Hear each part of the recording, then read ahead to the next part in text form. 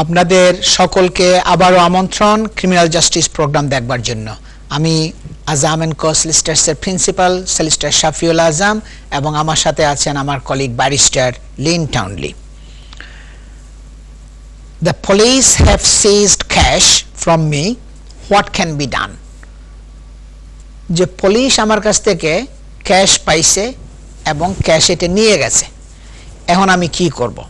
এটা আমার বৈধ পয়সা, এটা পুলিশ নিয়ে গেছে, কি করা যায়? The Proceeds of Crime Act 2002 gives a police officer or revenue and customs officer the power to seize cash. আপনার Proceeds of 2002 Act যেটা খুব আপনার একদম প্রমিনেন্ট আপনার ল, কারণ এই ল এর আন্ডারে মানি লন্ডারিং এবং অন্যান্য আইনগুলো আসছে, সুতরাং very important act proceeds of crime act 2002। এই অ্যাক্টের মাধ্যমে পুলিশ অফিসার এবং রেভিনিউ অ্যান্ড কাস্টমস অফিসার যারা আছে তাদেরকে পাওয়ার দেওয়া হয়েছে দ্য ক্যাশ সিজ করার জন্য, তারা ক্যাশ জব্দ করতে পারবে and then apply for its forfeiture, এবং তারপরে এটা ক্যাশ জব্দ করার পরে তারা কোর্টে দরখাস্ত করতে পারবে এটাকে জব্দ করার জন্য, এটাকে একদম নিয়ে যাওয়ার জন্য, ফরফিট করার জন্য। কারণ ক্যাশ সিজ করা আপনার কাছ থেকে এটা তার পাওয়ার আছে ওই প্রসিডস অফ ক্রাইম অ্যাক্টের আন্ডারে, কিন্তু ফরফিট করতে হইলে পুলিশের পাওয়ার নাই ওইটা আপনার ফরফিট করা, ওইটাকে জব্দ করে ফেলা। এটা আপনার তাদেরকে কোর্টে যাইতে হবে এবং কোর্টের একটা অর্ডার নিতে হবে ওইটাকে মানে যদি ফরফিট করতে হয়। ফরফিচার মানে একদম আপনাকে আর ফেরত দিবে না, এটা জব্দ করা, আপনি ফেরত পাবেন না এই পয়সা, তখন এটা কোর্টের অর্ডার লাগবে। Okay, it can only be seized if it is 1000 or more। Police কিন্তু সিজ করতে পারবে, রেভিনিউ অ্যান্ড কাস্টমস অফিসার যারা আছে তারা সিজ করতে পারবে যদি এইটা 1000 পাউন্ডের বেশি হয়, সেটা রাস্তায় হোক, ঘরে হোক, একজনে আপনাকে অফিসের মধ্যে হোক, 1000 পাউন্ড পাইছে, পুলিশ এটা জব্দ করার তার এখন পাওয়ার আছে। And the officer has reasonable grounds for suspecting that the cash has been obtained through unlawful criminal conduct। যে পুলিশের যদি একটা সাসপিশন থাকে, একটা রিজনেবল যদি ডাউট থাকে যে এই পয়সা যেটা আসছে 1000 পাউন্ড বা তার অধিক, এটা একটা আনলফুল মানে একটা অবৈধ আপনার ক্রিমিনাল কন্ডাক্ট থেকে এই পয়সাটা আসছে, একটা অবৈধ ক্রিমিনাল অ্যাক্টিভিটি থেকে এই পয়সাটা আসছে, পুলিশের যদি ওই ধরনের একটা সাসপিশন হয়, যদি রিজনেবল তাদের গ্রাউন্ড থাকে সাসপেক্ট করার, তখন এই পয়সা জব্দ করতে পারবে, তারা এই পয়সা সিজ করতে পারবে, কিন্তু এটাকে ফরফিট করতে হলে কোর্টে যেতে হবে। Or it is intended for use in unlawful conduct, অথবা পুলিশের যদি মানে মনে হয় রিজনেবল মানে গ্রাউন্ড থাকে বিলিভ করার যে এই পয়সাটা ক্রিমিনাল অ্যাক্টিভিটি থেকে আসছে, অথবা এই পয়সাটা 1000 পাউন্ড বা 5000 পাউন্ড বা 10000 পাউন্ড এইটা একটা ক্রিমিনাল অ্যাকশনের মধ্যে ইউজ করা হবে, একটা ক্রিমিনাল অ্যাক্টিভিটির মধ্যে ইউজ করা হবে, এই ধরনের যদি তাদের কোনো সাসপিশন থাকে, তখন পুলিশ এটা আপনাকে সিজ করতে পারবে এই পয়সাটা, এবং তখন তাদেরকে কোর্টে যেতে হবে, এটাকে যদি ফরফিট করতে হয় কোর্টের অ্যাপ্লিকেশন করতে হবে। Once the cash has been seized, the prosecution can only retain the cash for 48 hours। যখন ক্যাশ সিজ করবে, ওই সিজ করার পরে আপনার কাছ থেকে নিয়ে যাওয়ার পরে তারা এটা রাখতে পারবে 48 ঘন্টার জন্য, 48 hours তারা রাখতে পারবে, before they need to apply to the magistrate's court for the continued detention of the cash। কিন্তু যদি 48 ঘন্টার বাইরে যদি ওই পয়সা রাখতে হয়, আরো অধিক সময় যদি পুলিশকে রাখতে হয়, তাইলে তাদেরকে এটা ম্যাজিস্ট্রেটস কোর্টের একটা পারমিশন লাগবে, অথরাইজেশন লাগবে ম্যাজিস্ট্রেটস কোর্ট থেকে যে তারা এটা কন্টিনিউড ডিটেনশনের জন্য, এটা তারা লং টাইম পয়সাটা তাদের রাখতে হবে, তখন ম্যাজিস্ট্রেটসের কাছে তাদেরকে রিজন দিতে হবে কি কারণ, এবং ম্যাজিস্ট্রেট তখন অর্ডার করবে। the court can only grant a period of detention for a period of 6 months at any one time. যে কোর্ট কিন্তু আপনার এই এক্সটেনশন পুলিশ যদি চায় এবং সেই এক্সটেনশনটা পুলিশকে 6 মাসের জন্য দিবে, এক সময়ে 6 মাসের জন্য, up to A maximum of 2 years, maximum 2 ইয়ার্সের জন্য দিবে। কারণ মনে করেন একটা ফ্রড কেসের মধ্যে একজনকে চার্জ করা হয়েছে এবং ওই ফ্রড কেসের জন্য তার ঘরে যাইয়া পুলিশ ক্যাশ পাইছে 50,000 পাউন্ড, ওই ক্যাশ তো তখন পুলিশ এটা রেখে দিবে, তাই না? এবং রাখতে হইলে পুলিশকে এটা ওই ক্যাশের ওই মানে কোর্টের কাছ থেকে অর্ডার নিতে হবে এবং কোর্ট সেটা আপ টু 2 ইয়ার্স পর্যন্ত পারমিশন দিবে maximum. You can apply at any time for the return of the cash, কিন্তু এই নয় যে আপনি এটা দরখাস্ত করতে পারবেন না কোর্টের কাছে। আপনি কোর্টের কাছে দরখাস্ত করতে পারেন, কোর্টের কাছে যেতে পারেন যে আমার এই ক্যাশটা ফেরত দেওয়া হোক।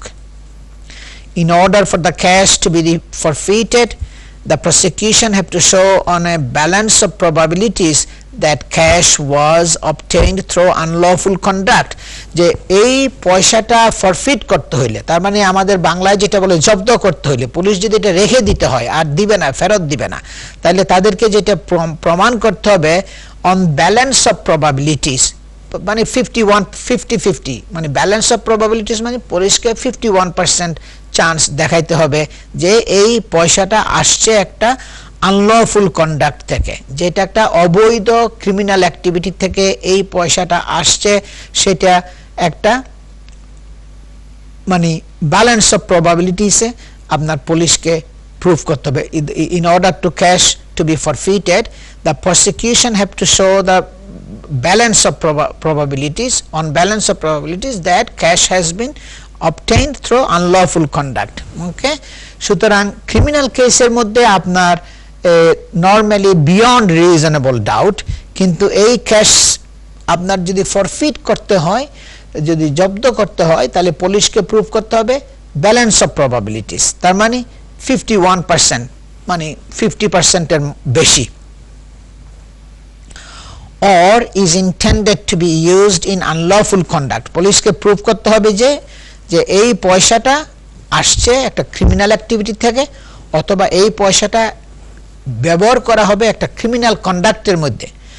তখন আপনার পুলিশের কাছে যদি সেটা 50% এর বেশি চান্স এইভাবে পয়সাটা আসছে এটা দেখাইতে পারে, তখন কোর্ট অর্ডার দিবে ফরফিট করার জন্য। Early legal advice is important in order to ensure that the cash has been seized legally and secure its return as soon as possible. এই ধরনের সিচুয়েশনে যদি আপনি পড়েন, আপনার ঘর থেকে যদি 50,000 পাউন্ড নিয়ে যায় বা 10,000 পাউন্ড নিয়ে যায়, ভেরি কুইক অ্যাডভাইস আপনাকে নিতে হবে, ভেরি সুন আপনাকে সলিসিটর খুঁজে বের করতে হবে কারা এক্সপার্ট এই ধরনের কেসের জন্য, কাদের এক্সপেরিয়েন্স আছে, তারা কারা ক্রিমিনাল লয়ের উপরে প্র্যাকটিস করে, এবং এই সলিসিটরের সাথে যোগাযোগ করে আপনাকে অ্যাডভাইস নিতে হবে, এবং তারা তখন অ্যাপ্লাই করবে আপনার জন্য, বলবে কি ঠিক আছে এই পয়সাটা নেওয়া হয়েছে, কোর্টের মধ্যে তো কোনো কেস নাই, কোনো ক্রিমিনাল কেস নাই, পুলিশে তো খালি ক্যাশ নেওয়ার পরে এটা বসে আছে, আপনার বিরুদ্ধে কোনো ক্রিমিনাল অ্যাকশন, নর্মালি কোনো ফ্রড কেস যদি থাকে বা মানি লন্ডারিং বা একটা ক্রিমিনাল কেস যদি এই টাইপের থাকে, তখন পুলিশ সাধারণত আপনি বলবে কি কনক্লুশন না হওয়া পর্যন্ত এই পয়সা যাবে না, এটাই তারা কোর্টের কাছে বলবে। কিন্তু যদি আপনার এগেনস্টে কোনো কিছু না থাকে, তাহলে তো আপনার রাইট আছে সেই পয়সাটা, আপনার পয়সা আপনি পুলিশের কাছ থেকে ফেরত চাইতেন, এবং সেই পুলিশে তো আপনাকে ফেরত দিবে না, এটা বুঝতেছেন আপনি। সুতরাং আপনার কোর্টে যেতে হবে এবং কোর্টের কাছে প্রুফ করতে হবে যে আমি আমার পয়সা ফেরত চাই, and secure it's return as soon as possible, এবং বলতে হবে যে কোর্টের কাছে যে এইটা আমার বৈধ পয়সা, আমি কোনো ফ্রড কেসের মধ্যে নাই, আমি কোনো মানি লন্ডারিং কেসের মধ্যে নাই, সে আমার ঘরে পয়সাটা পাইছে, ঠিক আছে 1000 পাউন্ডের বেশি, কিন্তু এইটা এইভাবে আমার কাছে আসছে। কোর্টে যদি আপনি এটা প্রুফ করতে পারেন, বুঝিয়ে দিতে পারেন, তখন কোর্ট অর্ডার করবে এটা রিলিজের জন্য। সুতরাং আপনার প্রমাণ যেটা করতে হবে সেটাও হইল ব্যালেন্স অফ প্রবাবিলিটিস, তার মানে 50% এর অধিক আপনাকে চান্স যে এটা আপনার একটা বৈধ উপার্জন থেকে এই পয়সাটা আপনার আসছে। নরমালি ক্রিমিনাল কেসের জন্য বিয়ন্ড রিজনেবল ডাউট, যেটা এক্সাম্পল হলো মনে করেন আপনাকে ক্রিমিনাল কোর্টের মধ্যে যখন নেওয়া যায় ক্রাউন কোর্টের মধ্যে, তাহলে 12 জন যে জুরি আছে 12 জনের মধ্যে 10 জনকে বলতে হবে আপনি গিলটি। যদি 9 জন বলে আপনি গিলটি তাহলে আপনি গিলটি না।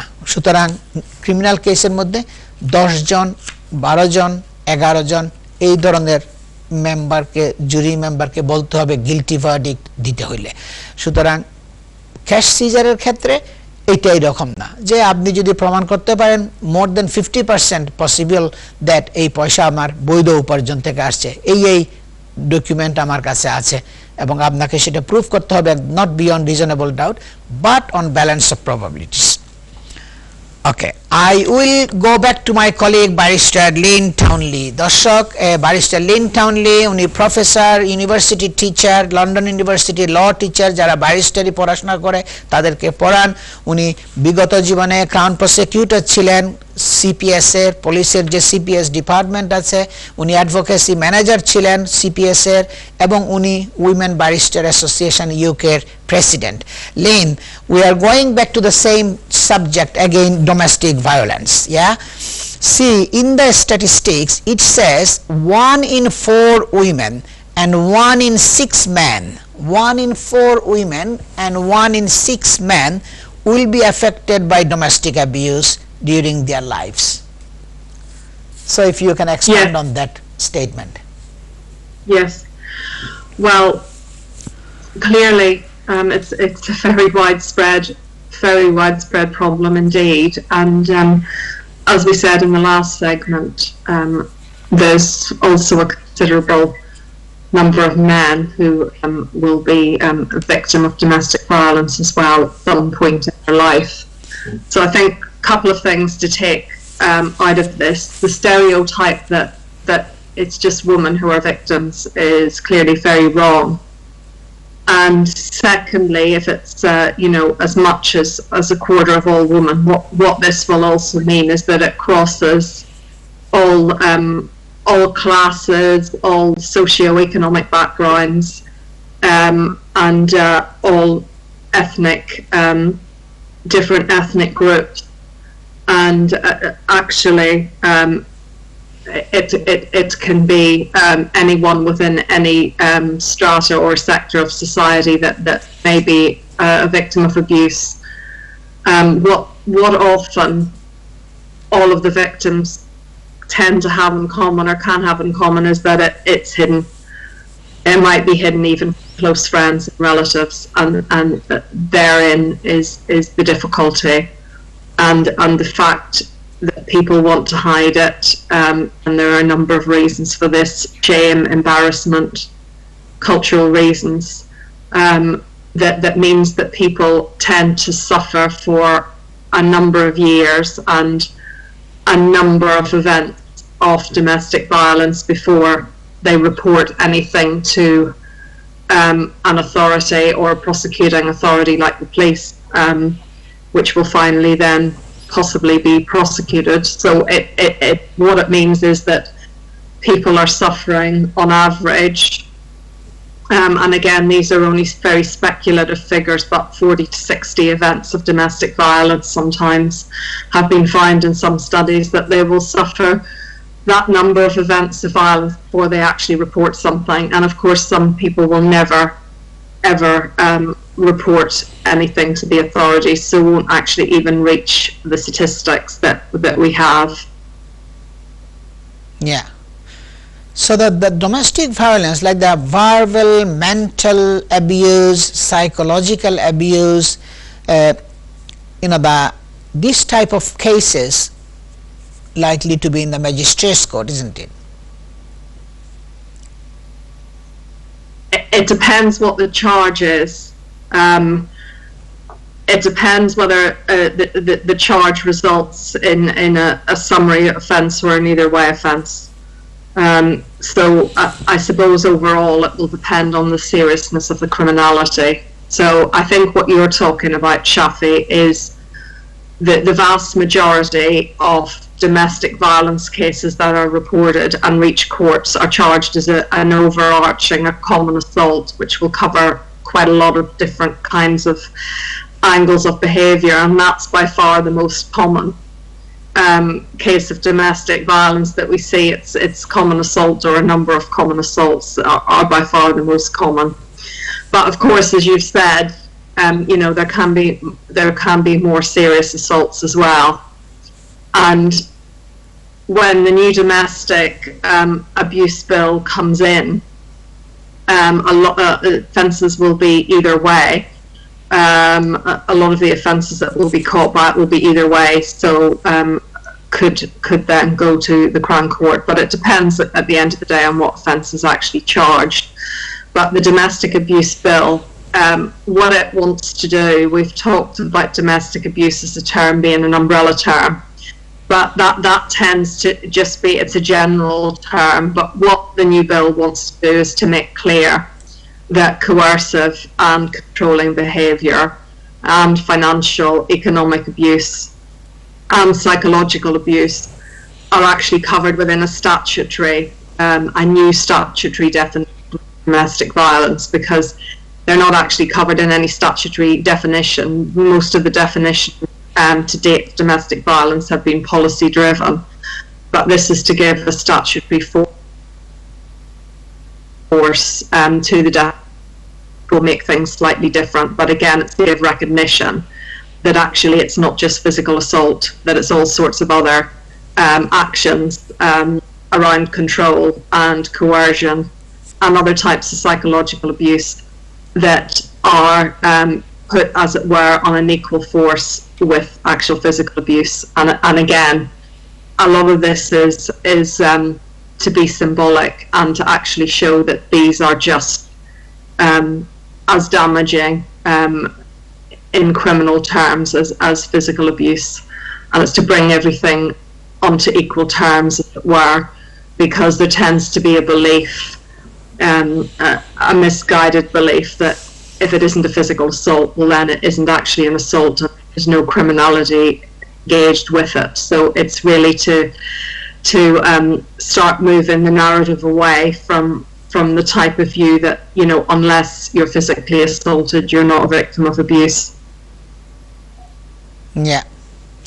Also, the economic or financial abuse, yeah, that is also coming under the domestic abuse.